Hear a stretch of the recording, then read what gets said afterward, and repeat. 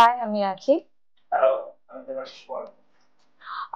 আমি 2010-এ আমার graduation complete করি এবং তখন থেকে এখন পর্যন্ত আমি প্রাইভেট সেক্টরে জব করছি।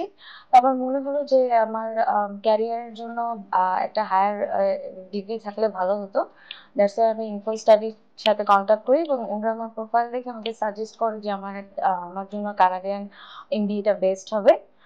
ওনাদের সহযোগিতায় আমি, আমার স্পাউস এবং 2 কিডস সহ আমরা ভিসার জন্য অ্যাপ্লাই করি এবং আমরা সাকসেসফুলি আমাদের ভিসা পেয়েছি, থ্যাঙ্কস টু ইনফোস্টাডি।